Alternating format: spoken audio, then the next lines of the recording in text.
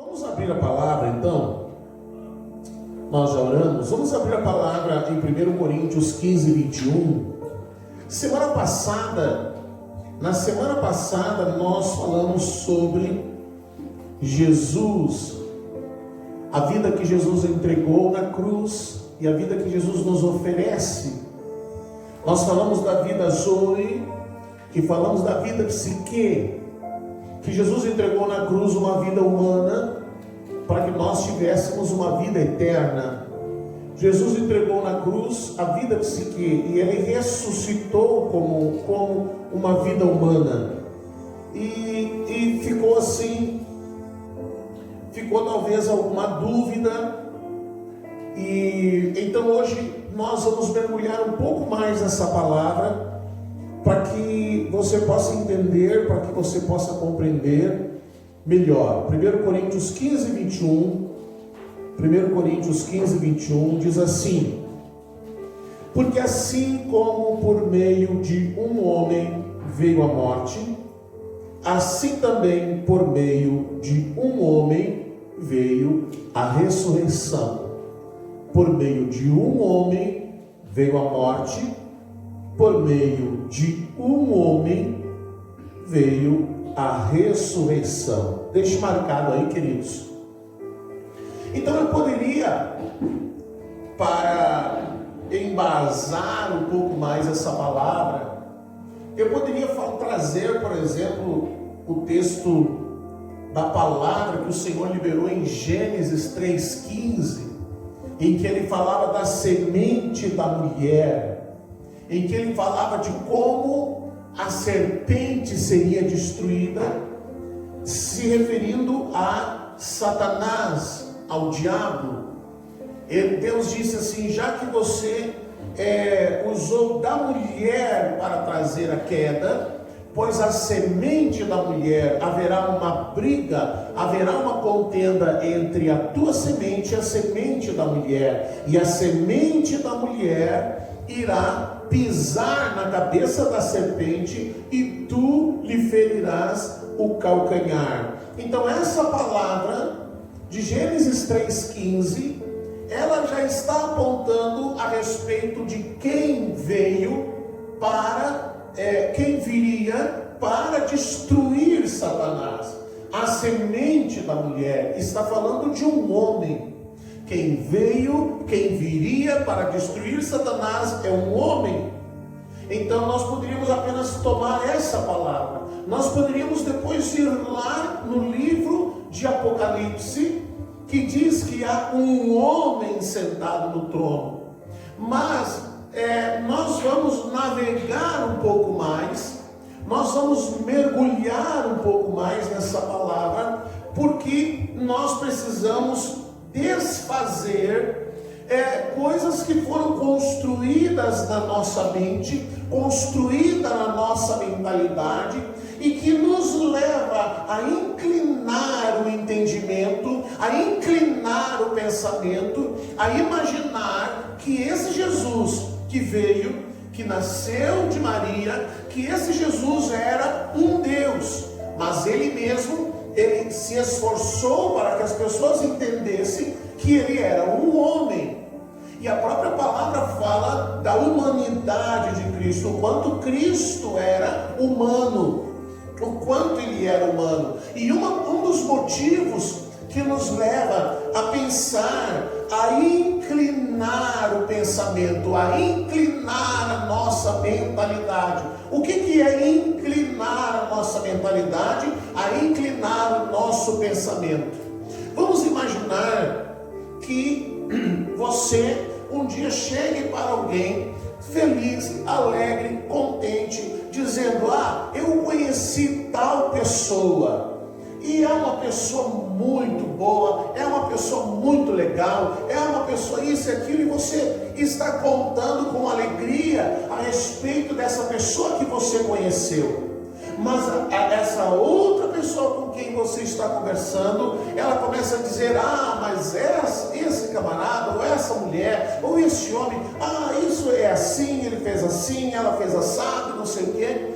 E aí num próximo encontro que você tiver, que você tivesse com esse que você dizia que conheceu, já a tua mente estaria inclinada a desconfiar. Então agora você está com a mente, a sua mente foi contaminada com informações, e agora você está inclinado a desconfiar, inclinado a duvidar, inclinado a não crer, a não acreditar.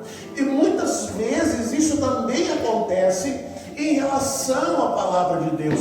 Nós ouvimos muitas coisas, e muitas coisas que nós recebemos no nosso espírito, hoje quando recebemos uma palavra diferente daquilo que estávamos acostumados a escutar, isso nos leva a inclinar a mente.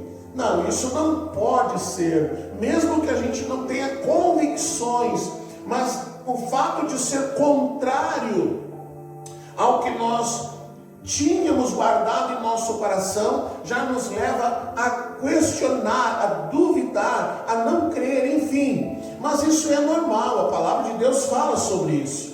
E um dos motivos por que temos alguma dificuldade de crer que Jesus Cristo era homem, é a respeito dos milagres que ele fez, dos milagres que ele realizou. E então a palavra de Deus, ela registra no Antigo Testamento, no Novo Testamento, outros personagens que também realizaram milagres. Nós temos, por exemplo, Eliseu. Eliseu foi chamado para orar e para ressuscitar o filho da mulher sunamita, aquele menino que morreu, que foi com o pai para a lida no campo, e aí ele teve muita dor de cabeça e acabou voltando para casa, e próximo ao meio-dia ele morreu com fortes dores de cabeça. Eu nem sei que doença seria hoje. Alguém disse que era insolação, alguém disse que podia ser uma meningite, alguém disse que, enfim, mas o que a palavra diz é que o menino veio para casa e morreu. Então essa mãe pegou, e ela e o seu marido haviam construído numa parte do seu terreno um quarto, um lugar onde Eliseu podia se hospedar quando passava por aquela localidade. Então, nesse dia que o menino morreu, ela foi lá, abriu a porta daquele quarto, colocou o menino sobre a cama e foi procurar falar com Eliseu. Eliseu estava longe, estava distante. Ela teve que preparar uma mula, ela teve que se organizar e foi encontrar-se com Eliseu. A palavra diz que ela vinha já longe, quando Eliseu identificou a mulher sunamita, e ele chama o seu servo Geazi e diz para ele: vai até lá, pergunte para ela o que está acontecendo, se está tudo bem, e veja o que ela precisa. E ela foi então encontrada por Geazi, e Geazi pergunta para ela: está tudo bem? Está acontecendo alguma coisa? Ela diz: não, está tudo bem, mas eu quero falar com o profeta. Então o profeta Eliseu atende aquela mulher e ela lhe conta: meu filho está morto, meu filho morreu, e eu quero que o Senhor vá e ore por ele. E a palavra diz que então ele voltou até lá, e ele orou pelo menino, ele deitou-se sobre o menino 2, 3 vezes, e o menino foi devolvido com vida para sua mãe. Eliseu também é responsável quando ele já estava morto, quando os seus ossos já estavam secos. Isso está registrado em 2 Reis capítulo 13, quando ele já estava morto e já estavam apenas ossos. A palavra de Deus diz que um homem foi julgado na sua sepultura. Diz assim: depois morreu Eliseu e o sepultaram, e as tropas dos moabitas invadiram a terra à entrada do ano. E sucedeu que, enterrando eles com um homem, eis que viram uma tropa e lançaram o homem na sepultura de Eliseu, e caindo nela o homem e tocando os ossos de Eliseu, reviveu e se levantou sobre os seus pés. Então veja só que coisa impressionante. Sobre os ossos de Eliseu, Eliseu já tinha morrido, toda a sua carne já havia se decomposto, tudo já havia praticamente se desmanchado, havia apenas ossos na sua sepultura, e naquela pressa de fugir, eles queriam fugir do exército inimigo. Então o que eles fizeram? Jogaram o corpo daquele homem morto sobre os ossos de Eliseu. E os ossos de Eliseu, impregnados de unção, impregnados de poder de Deus. E isso é impressionante. E aquele homem caiu sobre os ossos de Eliseu, e a palavra diz que ele reviveu, e então ele se levantou sobre os pés e voltou para cuidar das coisas da sua vida. Então Eliseu também operou milagres, Eliseu também ressuscitou vidas. Outros profetas também multiplicaram. Tem o azeite da viúva que foi multiplicado. Tem Eliseu mesmo que multiplicou o óleo daquela mulher que veio falar com ele e ele mandou juntar vasilhas. Ele também multiplicou. Pedro também ressuscitou Dorcas. Pedro foi chamado em Jope para ir orar por Dorcas. E essa estava morta também há alguns dias, algumas horas, e ele foi lá, orou por ela e devolveu com vida. Mas nenhum desses personagens que operaram milagres, como Moisés, como Elias, como outros personagens, nenhum deles é chamado de Deus. A nenhum deles é sugerido que eles fossem Deus. Mas quando Jesus opera os seus milagres, é dito então que ele operava os milagres porque ele era Deus. Jesus, ele tinha uma rotina de oração. Ele tinha uma rotina de oração. Ele orava à madrugada para durante o dia manifestar o reino de Deus. Ele não operava os milagres apenas porque ele era Deus, mas ele deixa claro que ele era homem.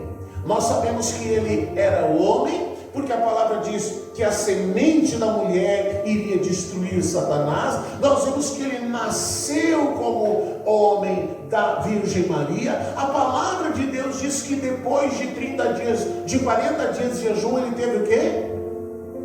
O que ele teve? Fome. Então isso demonstra humanidade. A palavra diz que ele sentava-se à mesa para almoçar, para jantar com seus discípulos. Então ele não era um Deus, ele era um homem. Ele sentia dor. Quando ele foi colocado na cruz, derramou o quê? Sangue. Ele era homem, demonstra da sua humanidade. Ele estava muito cansado no dia em que eles atravessaram o mar da Galileia, a ponto de ele dormir, e ele estava com um sono tão pesado que ele não viu. Ele não se incomodou com a agitação da tempestade que estava jogando água para dentro do barco. Eu não sei se alguém aqui tem sono pesado, assim, que não vê nada quando está dormindo, mas eu me lembro que teve umas férias que eu fui tirar em São Lourenço, e numa das noites, uma pessoa entrou dentro da casa para roubar coisas. E num dos lugares que ele foi no nosso quarto. Eu estava dormindo, a pastora estava dormindo. Ele foi ali, mexeu nas coisas que estavam à cabeceira da cama e ninguém viu nada. Ele só fugiu porque quando ele foi entrar no quarto onde estavam as meninas, a Isabela estava acordada e ela fez uma gritaria, e aí a gente acordou. Mas ele entrou, saiu do quarto, pegou o que ele queria e ninguém viu. Então Jesus estava tão cansado que ele dormiu durante a tempestade. Isso fala o quê? De humanidade. Isso fala de um ser humano que está cansado. Mas o que mais que a palavra de Deus fala? João 8:28. Vamos lá. Vamos ver o que ele próprio fala a respeito da sua condição de ser um homem. João 8:28. João 8:28. Diz assim: por isso, Jesus disse: quando vocês levantarem o Filho do Homem, saberão que eu sou quem sou, e saberão também que não faço nada por minha conta, mas falo somente o que o meu Pai me ensinou. Quando vocês levantarem o Filho do Homem, o Filho do Homem, esse termo Filho do Homem, ele é mencionado 80 vezes no Novo Testamento. 80 vezes é mencionado o Filho do Homem. E o Filho do Homem significa duas coisas. O filho de Adão, ou seja, um homem, um ser humano, ou então um humano. Filho do homem significa isso. Então Jesus, ele mesmo diz: eu sou homem. E João, ele escreve o seu evangelho para que as pessoas pudessem entender que Jesus era um homem, que Jesus era um ser humano, que Jesus, ele não é um ser, vamos dizer assim, um Deus que, como é que eu vou explicar? Vamos dizer, se ele fosse apenas um Deus, e aí fosse machucado, não sairia sangue, ele não seria ferido, ele estava sujeito às condições de todo homem. A palavra diz que ele foi tentado em tudo, porém em nada ele cedeu. Outra coisa, Romanos 5, 15. Romanos 5,15. Olha o que diz. O 5 e depois até o 19. 5,15. Mas existe uma diferença entre o pecado de Adão e o presente que Deus nos dá. De fato, muitos morreram por causa do pecado de um só homem. Mas a graça de Deus é muito maior. E Ele dá a salvação gratuitamente a muitos, por meio da graça de um só, o quê? Homem. Por meio da graça de um só homem, que é Jesus Cristo. E existe uma diferença entre aquilo que Deus dá e o pecado de um só homem, porque no caso do pecado, a condenação veio por causa de um só pecado. Porém, no caso da salvação, Deus perdoa os que têm cometido muitos pecados, embora não mereçam esse perdão. Verso 17: é verdade que por causa de um só homem e por meio do seu pecado, a morte começou a dominar a raça humana, mas o resultado do que foi feito por um só homem, Jesus Cristo, é muito maior. E todos aqueles que Deus aceita e que recebem como presente a sua imensa graça, reinarão na nova vida por meio de Cristo.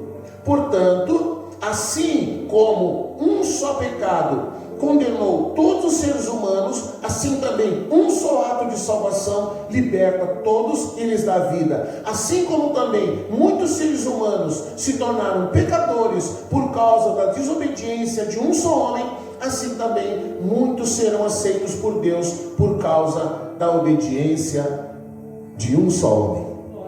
Que impressionante!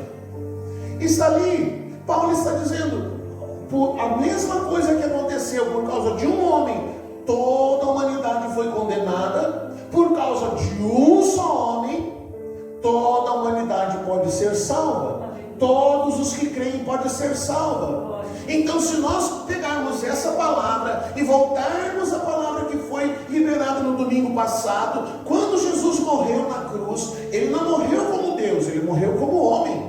Ele entregou na cruz uma vida humana e Ele ressuscitou com uma vida humana. E aí é isso que dá o choque na nossa mente. Como assim? E nós vamos chegar lá. Eu sei que as coisinhas estão dando choque na cabeça, mas nós vamos chegar lá. 1 Coríntios 15:47. Olha o que a palavra de Deus está falando. Ela está falando sobre este homem que é Jesus. 1 Coríntios 15:47 ao 49. Ele continua falando agora sobre este homem. O primeiro homem foi feito do pó da terra. Agora ele está falando do material, da essência destes dois homens.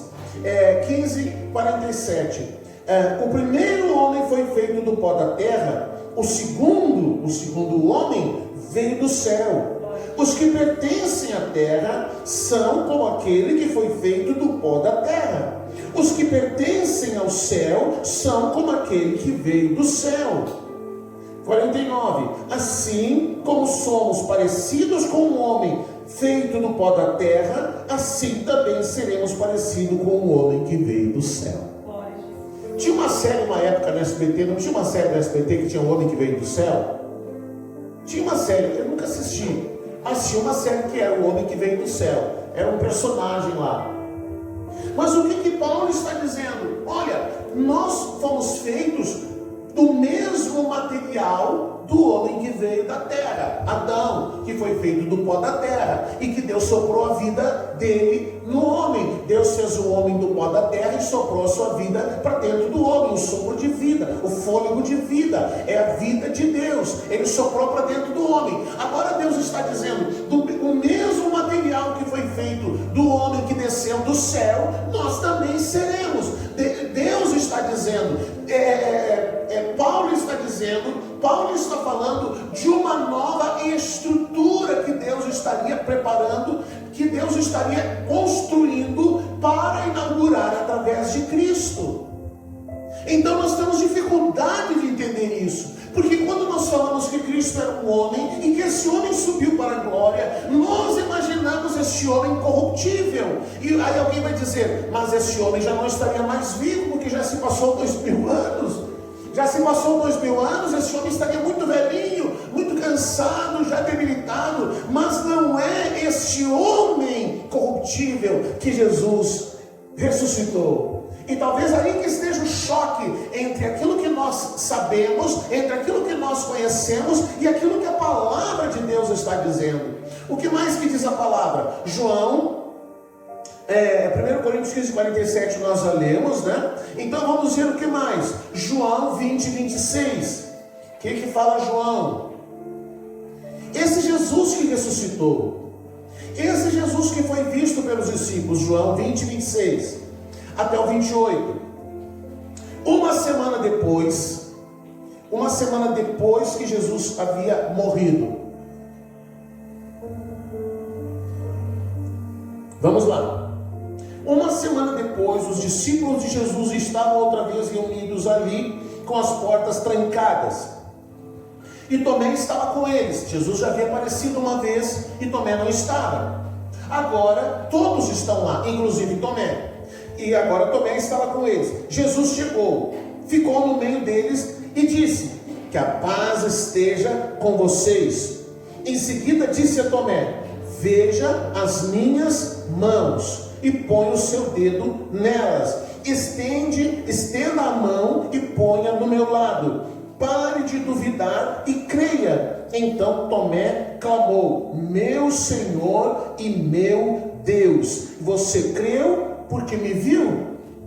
Então agora, nesse relato de João, nós já começamos a vislumbrar como era este Jesus, como era este homem que ressuscitou. Continuava sendo homem. Ele agora, ele aparece naquela casa, mas ele não bateu a porta. Ele não pediu para entrar naquele lugar. Os discípulos estão lá reunidos, as portas estão fechadas e ele simplesmente aparece. Mas veja bem, a gente vai vendo que fica difícil. Aí você diz, mas Jesus, ele viu muito filme do Spielberg. Jesus fazia muitos efeitos especiais, porque agora ele entra naquela casa sem bater na porta, sem que a porta seja aberta. Ele simplesmente aparece, mas ele faz questão de mostrar para Tomé que ele continua sendo homem, que ele tem uma marca na mão, uma ferida na mão, uma cicatriz na mão, e ele faz questão que Tomé veja que era a mesma mão que foi perfurada com os pregos, com os cravos na cruz. Ele faz questão que Tomé toque no seu lado, que foi perfurado com a lança e que saiu a água. Você lembra? Saiu a água, e aí você vê que ele pede para Tomé: Tomé, coloque a sua mão aqui do lado, veja, sou eu sou mesmo Jesus. Glória. Você está entendendo? Ele depois, se a gente tivesse procurado outro texto, você lembra que os discípulos daí vão para algum lugar, eles estão lá pescando, e Jesus aparece na praia, e o que ele faz? Quem é que lembra? Os discípulos estão pescando, Jesus aparece na praia, e o que ele faz para os discípulos? ele prepara pão sobre a pedra e peixe. E eles desembarcam, e eles vêm encontrar Jesus, e ele tem ali preparado um alimento para eles, e ele se senta e come com eles, pão e peixe. Então, se fosse ele um Deus, ele não precisaria se alimentar. Se fosse ele apenas Deus, ele não teria as marcas, as cicatrizes, ele não teria no seu corpo as marcas da morte. Mas ele está sinalizando, ele está mostrando que corpo é esse que ele tem, que consegue se transportar rapidamente de um lugar para outro, que continua se alimentando, mas que agora ele simplesmente aparece, desaparece do nada. Ninguém o vê vindo de longe, ninguém o vê chegando, ninguém o vê se aproximando, ele simplesmente aparece. Mas ele mesmo faz questão de dizer que é um homem. Filipenses capítulo 2. E quanto mais a gente vai lendo, quanto mais a gente vai estudando, quanto mais a gente vai lendo a palavra, mais a gente vai se apaixonando por esse homem que ressuscitou. Filipenses capítulo 2, versos 5 ao 7. Filipenses 2, 5 ao 7. Tenham entre vocês o mesmo modo de pensar que Cristo Jesus tinha. Ele tinha a natureza de Deus, mas não tentou ficar igual a Deus. Pelo contrário, ele abriu mão de tudo que era seu e tomou a natureza de servo, tornando-se assim igual aos seres humanos e vivendo a vida comum de um ser humano. A vida comum de um ser humano. Então ele veio e viveu e nasceu como um homem. Ele deixou de ser Deus. Embora houvesse nele toda a natureza divina, ele abriu mão de ser Deus para ser um homem. Por que ele abriu mão de ser Deus para ser um homem? Porque do mesmo jeito que por um homem entrou um pecado, por um homem o pecado precisava ser vencido. Da mesma forma que um homem condenou a humanidade, um outro homem precisava resgatar essa humanidade. Então ele não podia vir como Deus, ele precisava vir como homem. Ele precisava estar sujeito a tudo que um homem está sujeito. Ele foi traído, ele foi enganado. A palavra de Deus diz que ele sabe o que é ser rejeitado. Tudo que você possa imaginar que você já sofreu na vida e que você diz, fizeram isso para mim, fizeram aquilo para mim, tudo isso Jesus viveu. Você já foi traído por alguém de muita confiança? Jesus também foi. Judas vendeu Jesus por moedas. Judas era do círculo íntimo de Jesus e o vendeu. Ele foi enganado, ele foi traído, ele foi rejeitado. A própria família não acreditava que ele era o Filho de Deus, que ele veio para resgatar o homem do seu pecado. Os irmãos de Jesus tinham problemas com isso. Só José e Maria que iam guardando as coisas no coração. Mas os irmãos dele, depois que creram, aí aparece Tiago, aparece outros irmãos de Jesus. Depois, que daí não tinha como contestar, não tinha como dizer que não era, porque daí todas as palavras se cumpriram. Agora voltamos a 1 Coríntios. Veja que nós não precisamos ver tudo isso, mas para embasar, 1 Coríntios 15, 20. 1 Coríntios 15, 20. Agora, a palavra de Deus vai falar que tipo de homens são esses. Que tipos de homens são esses? 1 Coríntios 15, 20 ao 23. Mas a verdade é que Cristo foi ressuscitado, e isto é a garantia de que os que estão mortos também serão ressuscitados. Cristo ressuscitou, amém. Então todos os que estão mortos em Cristo um dia vão ressuscitar. Isso que Paulo está falando. Então você talvez tem familiares que creram no Senhor e morreram. Amém, glória a Deus. Estão com o Senhor, estão esperando o momento de serem chamados de volta. Todos os que morreram em Cristo um dia vão ressuscitar. Se você morrer antes de Jesus vir, a hora que Jesus vier, você vai se levantar também. Verso 21, também porque assim como por meio de um homem veio a morte, assim também por meio de um homem veio a ressurreição.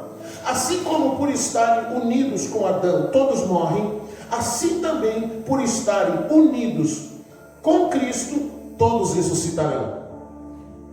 Porém cada um será ressuscitado por sua vez. Cristo, o primeiro de todos, depois os que são de Cristo quando Ele vier.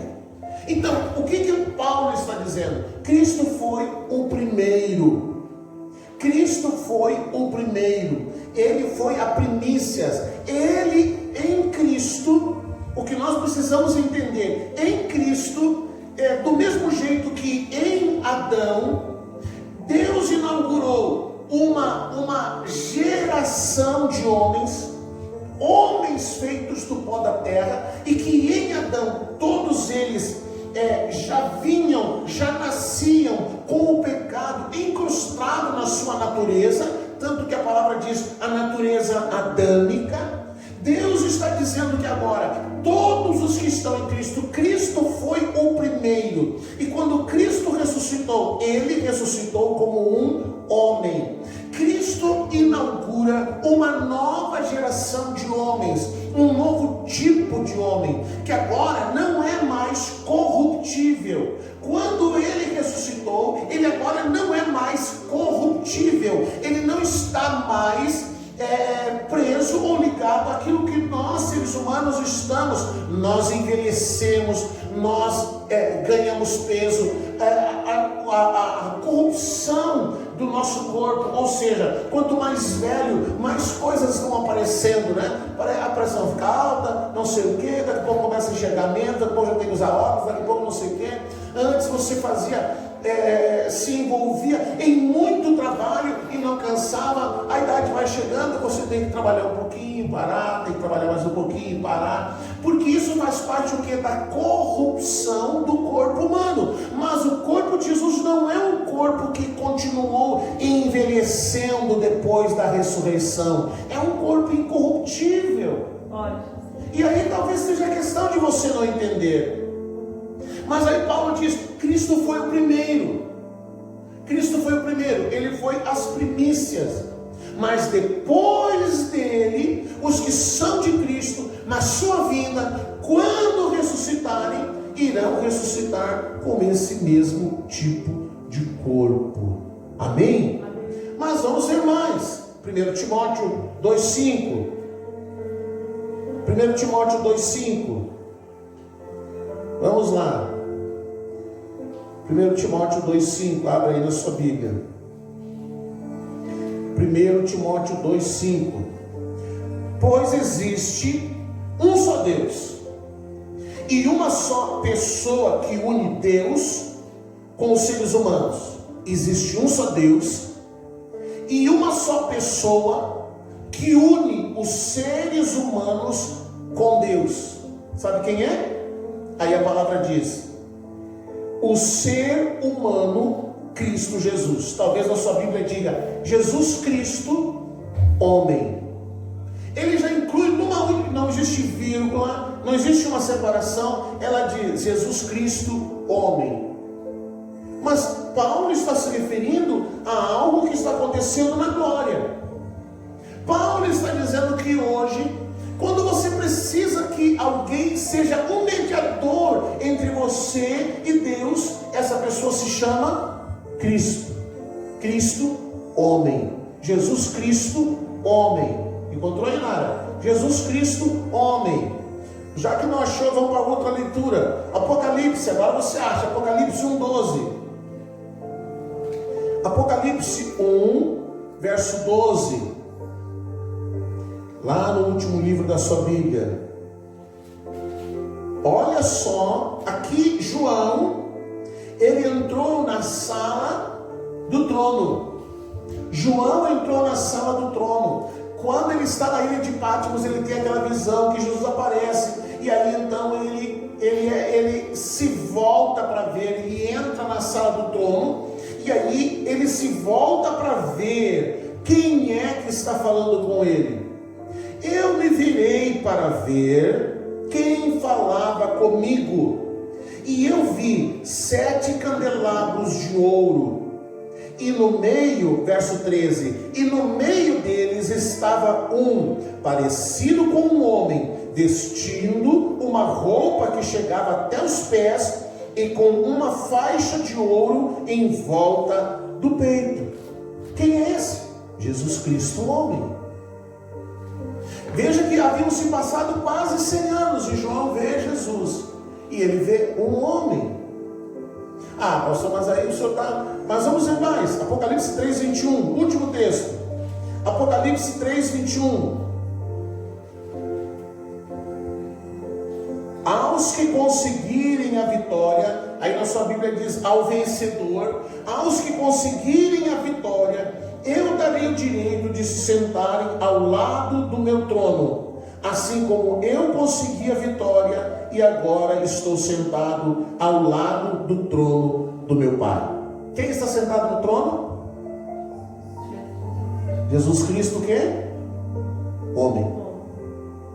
Ele é um homem. E agora ele está dizendo, da mesma forma que eu venci e me sentei no trono, aquele que vencer, eu darei o direito de sentar-se comigo à direita do Pai, a sentar-se com Jesus Cristo, o homem. Então, querido, a palavra de Deus está nos falando sobre este homem que está na glória, este homem que está sentado na glória, este homem que venceu e que nos convida a continuar firmes nele e com ele.